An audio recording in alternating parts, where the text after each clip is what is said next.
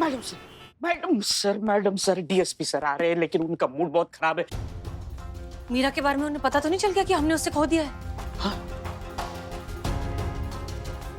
अगर वो अंदर यहाँ आए और मीरा नहीं दिखी उन्हें तो उन्हें शक हो जाएगा।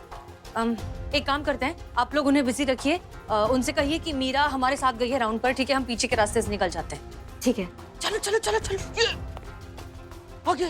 क्या करें? करिश्मा सिंह उन्हें बाहर रोकी, यहाँ छुपते, चलो। जय हिंद सर। जय हिंद। मिस मलिक कहाँ है?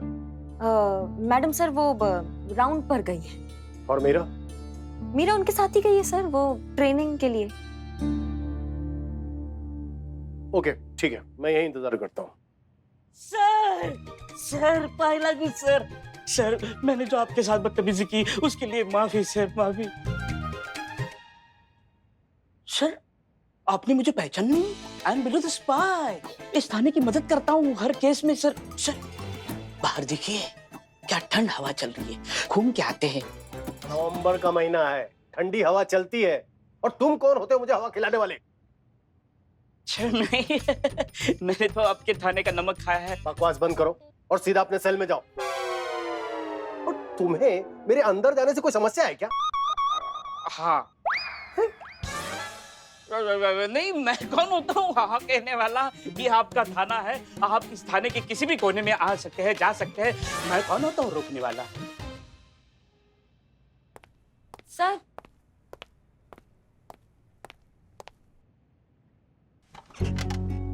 सर वैसे कैसे आना हुआ सर आज आपका? देखिए, हमें जो भी बात करनी होगी ना तो हम मिस मलिक से बात करेंगे, वो हमें अच्छी तरह से समझती हैं। और आप यहाँ से जाइए, जब आपकी जरूरत होगी हम आपको बुला लेंगे, समझ गई आप? जी सर।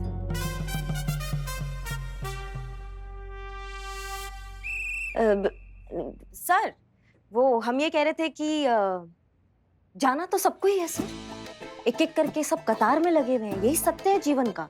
एक दिन सबको वहां जाना ही है। क्या? हाँ सर, मौत से किसका यारी, आज मेरी कल तेरी बारी, है ना सर? मतलब आज हम चले जाएंगे, कल आप चले जाएंगे, फिर हसीना मैडम चली जाएंगी। कोई जिसको जाना है वो जाए, लेकिन जीवन आगे चलता रहेगा। मैडम सर नहीं होंगी तो कल कोई और आ जाएगा ना यहाँ पे उनकी जगह पर, फिर आपको उनसे भी बतियाना होगा। तो शुरुआत आप हमसे ही कर लीजिए। जो आप मैडम सर को बताने आए थे वो आप हमें बताइए सर, हम आपका बात सुनेंगे। बताइए सर, आप कैसे आना हुआ है यहाँ पे? बिल्कुल सही कहा आपने, मौत से किसकी यारी, आज मेरी तो कल तेरी बारी। लेकिन सोचे नहीं थे कि इतनी जल्दी चले जाएंगे।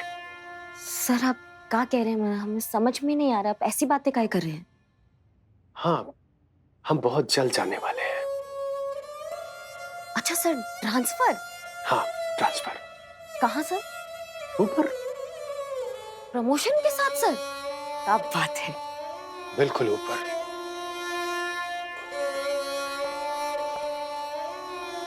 सर, सर आप कुछ कह रहे थे? हाँ, कह रहा था हमारी ये लीला समाप्त होने वाली है, मरने वाले हैं हम। का? बिल्कुल सही कह रहे हैं, हम तो बस कुछ ही दिनों के मेहमान हैं, उसके बाद तो क्या, बस प्रभु के चरणों में। ये तो अनर्थ हो गया सर। कैसे, मतलब अचानक एकदम से क्या कुछ बीमारी हो गया क्या सर आपको? नहीं, कोई बीमारी नहीं। तो फिर कैसे पता चला सर आपको? आप ऐसे, तबीयत आपका? उसने बताया। किसने सर? एक अनजान मित्र है, वो सब जानता है। उसने बताया कि मेरी जीवन रेखा समाप्त हो चुकी है, मैं मरने वाला हूं।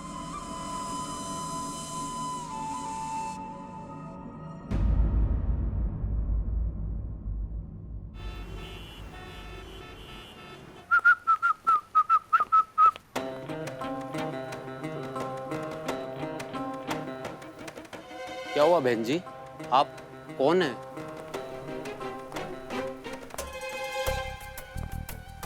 बहन जी ऐसे क्यों खड़ी हैं आप? देखिए हमारा ऑफिस है, आप हमारे ऑफिस के बाहर खड़ी हैं।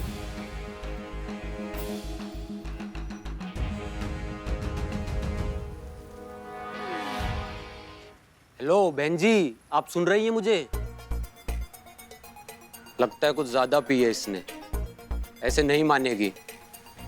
देखो मैं 3 तक गिनूंगा, यहाँ से चले जाओ नहीं तो उठा करके बाहर फेंक देंगे। थोड़ी मदद करो यार इसे हटाने से, हमारे ऑफिस के बाहर खड़ी है, प्लीज यार। अरे कहाँ लेके जा रहे हो? आप जानती हैं इन्हें? हाँ हाँ, ये हमारी बेटी है मीरा। यहाँ क्या कर रही हैं? क्या हुआ इन्हें? वो तो हम हाँ हम खेल रहे थे। वो आप सब लोगों को तो पता ही होगा, स्टैचू बोलने के बाद हम ऐसे ही रुक जाते हैं। वो खेल रहे थे हम यहाँ पे, वहाँ आगे मोड़ पे थोड़ा सा काम था तो हमने इसे स्टैचू बोला। तो खेल की एकदम पक्की है, नियम कभी भी नहीं तोड़ती, इसलिए वो ऐसे खड़ी है। हाँ तो अब तो ठीक करो इसे। हाँ हाँ करते मीरा चलो बेटा, घर जाना है ना, चलो चलो।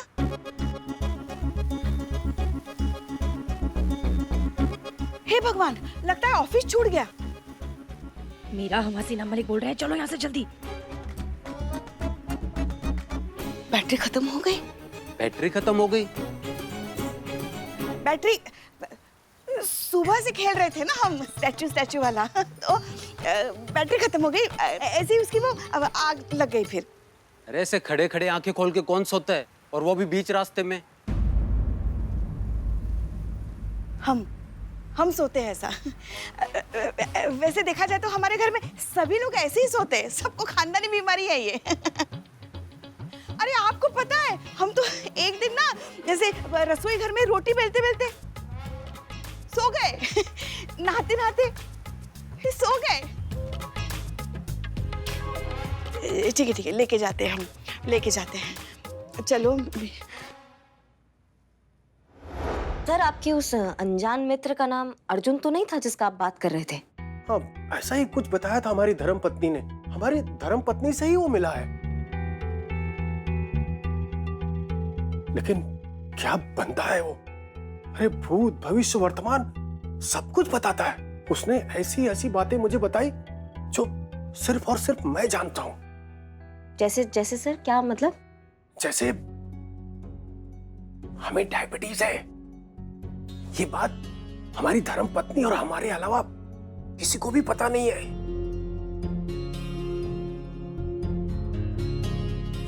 अरे अब कैसे बता दिया? सुनो, किसी को बताना मत। हाँ नहीं सर, नहीं बताएंगे। सर एक बात बताइए आप हमें, आपका धर्मपत्नी जो है वो मार्केट गई थी क्या? हाँ गई थी, वो तो रोज जाती है मार्केट। अच्छा, रोज जाती है। करेले खरीदे थे क्या उन्होंने? हाँ भाई, रोज मार्केट जाती है, रोज करेला खरीद के लाती है। सबको पता है जिसको डायबिटीज है उसको करेले का जूस पीना चाहिए, अच्छा होता है, सेहत के लिए बढ़िया होता है।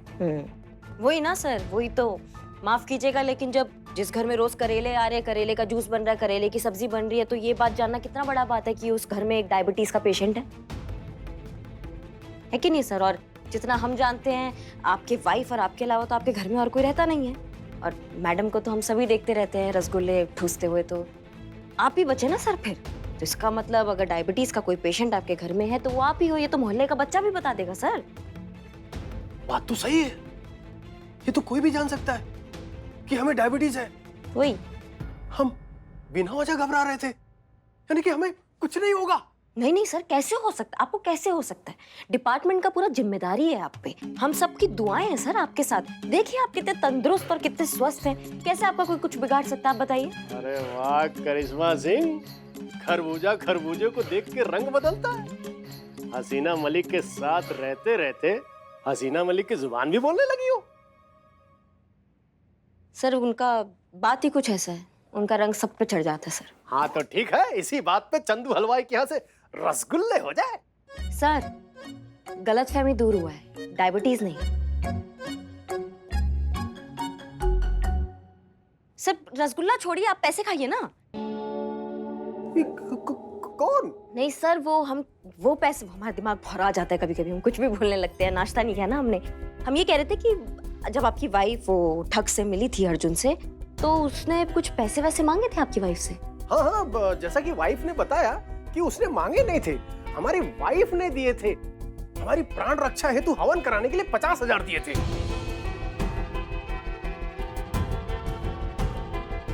50,000 सर?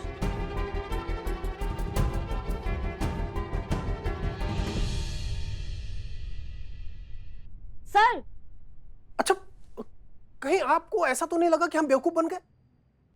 बड़ा वाला सर। नहीं, ये अच्छी बात है, सच बोलना चाहिए। अरे हम सीनियर हुए तो क्या हुआ, सत्यमेव जयते। ऐसे गुनाहगार को जल्द से जल्द पकड़ो। समाज में ऐसे आदमी को घूमना बहुत ही खतरनाक है, उसे डालिए जेल में। हम चलते हैं। जय हिंद सर, प्लीज मतलब जाइए।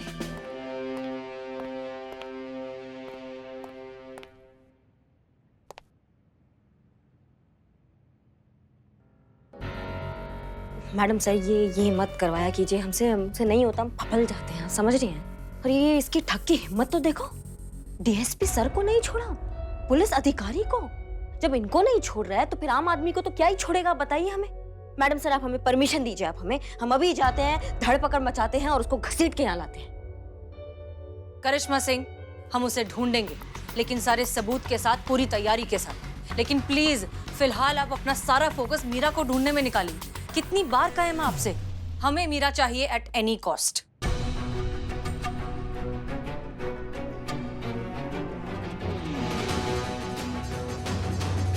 जी जी मैडम सर।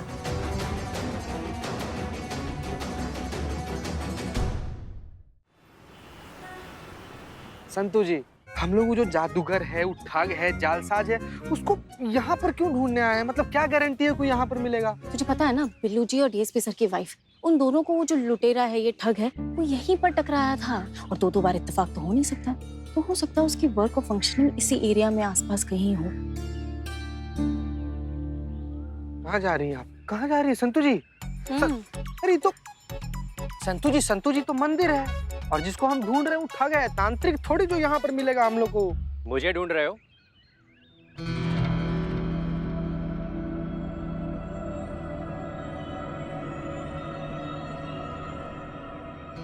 दोस्त, मित्र, बड़ी,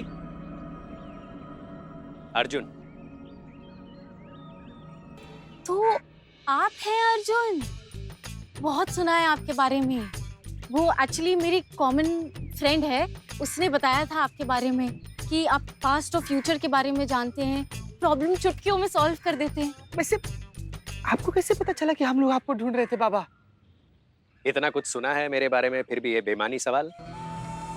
मैं सब कुछ जानता हूँ। तुम दोनों पुलिस वाले हो ना? रंगे हाथ पकड़ने आए हो। तो इसमें कौन सी बड़ी बात है? आपने यहीं कहीं हमें देख लिया होगा, गूगल पे सर्च किया होगा, सोशल मीडिया से आपको हमारी इन्फॉर्मेशन मिल गई होगी, और बस उसी इन्फॉर्मेशन को अपना स्पेशल पावर बताकर हमारे सामने आ गए इम्प्रेस करने के लिए। लेकिन आपको शायद पता नहीं होगा कि आपकी बच्चों वाली ट्रिक में हम नहीं आएंगे। और इन सब में से अगर कुछ नहीं हुआ होगा तो आप हमारा ये पुलिस वाला बेल्ट देख लिए होंगे, तभी पता चल गया होगा कि हम लोग पुलिस में पब्लिक को ढकोसला बनाने का तरीका है आपका, और कुछ नहीं है।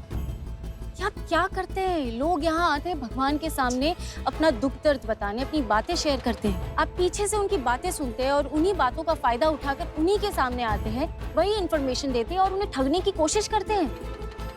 तुम्हारी गलती नहीं है। इंसान हो ना, जब तक अपनी आंखों से नहीं देखोगे, भगवान के चमत्कार को भी नहीं मानोगे। ठीक है? देखना चाहोगे चमत्कार? तो अब मैं तुम दोनों से 3 सवाल पूछूंगा, जिन सवालों के जवाब तुम्हारे जवाब देने से पहले ही मैं अपनी पर्चियों में लिख लूंगा। तो फिर सवाल ही क्यों पूछोगे? गजब गजब संतू जी, देखते हैं ना क्या कह रहा है, देखते हैं, देख लेते हैं। हाँ, पूछिए पूछिए। तो मेरा पहला सवाल है तुमसे। 1 से लेकर 100 के बीच में कोई भी एक नंबर अपने मन में सोचो।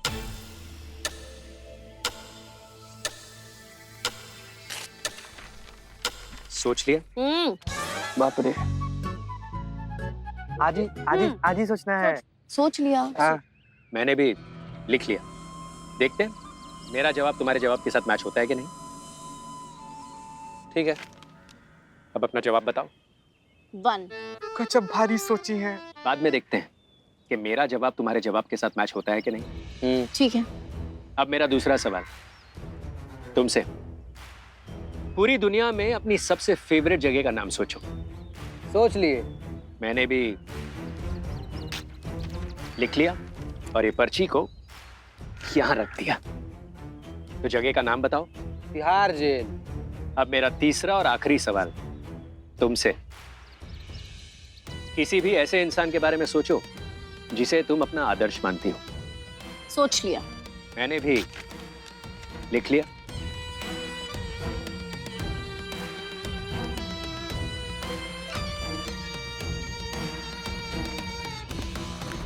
अब उस इंसान का नाम बताओ। हसीना मलिक। ठीक है, देखते हैं मेरे पूछे गए सवालों के तुमने जो जवाब दिए और मैंने जो जवाब लिखे वो मैच होते हैं कि नहीं। ठीक है, दिखाइए। तो ये है मेरे पूछे हुए पहले सवाल का जवाब। बहुत भारी था गेस करना ही तो। अब ये दूसरा जवाब।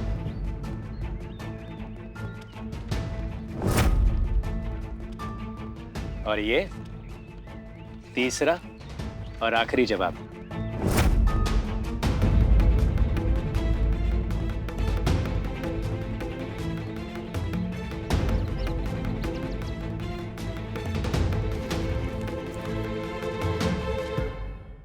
ना पुलिस वाले हो या क्या हो तुम लोग, दिमाग से एकदम पैदल। क्या किया स्कूल में तुम लोगों ने? घास खोदा है क्या?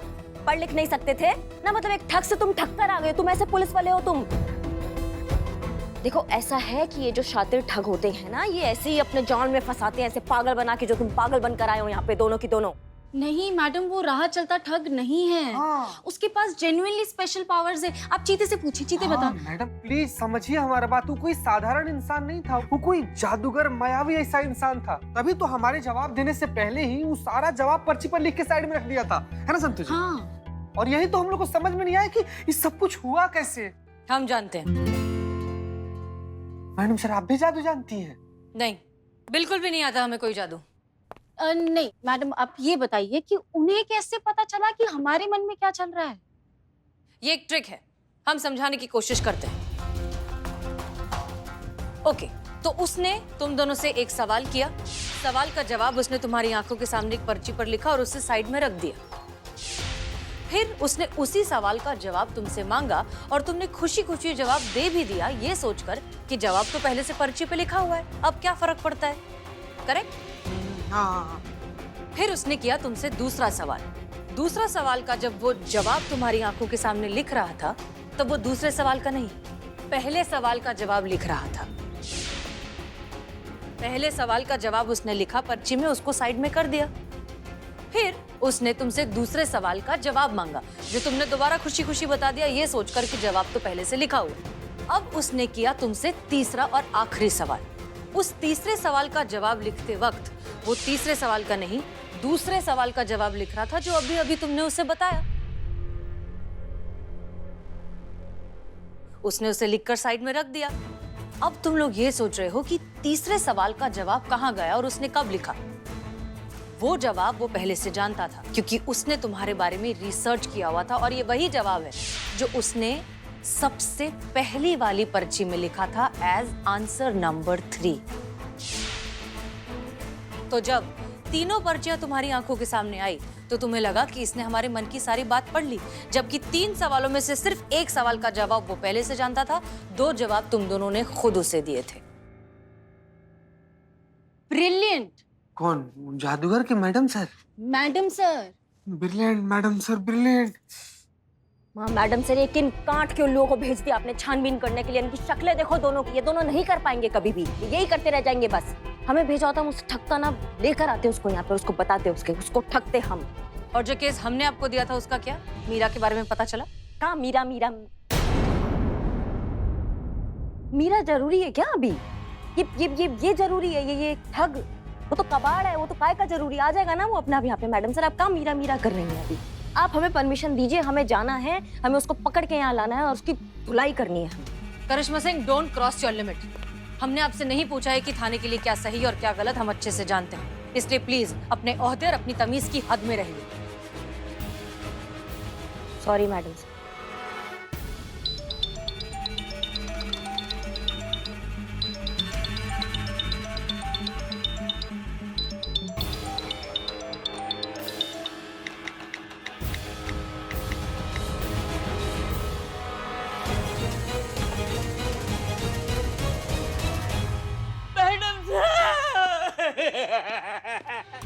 लौटे।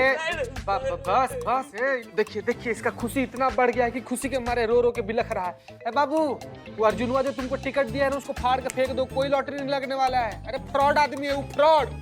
पता है वो फ्रॉड है।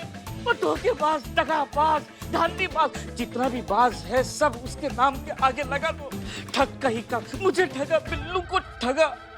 और ये लॉटरी का टिकट सच्चा नहीं है, खिलौने का टिकट है। बच्चे खेलते हैं ना लॉटरी, टोपा बना दिया मैडम, टोपा। मैडम जी हम लूट गए, हम बर्बाद हो गए मैडम जी, हम लूट गए। हम अपने आंगन की 30 से 40 फीट खुदाई कर डाले, लेकिन खजाना तो दूर की बात है, पुराना गड़ा हुआ डब्बा भी नहीं मिला। और ऊपर से हमारा खानदानी सोने का कंगन भी चला गया मैडम जी।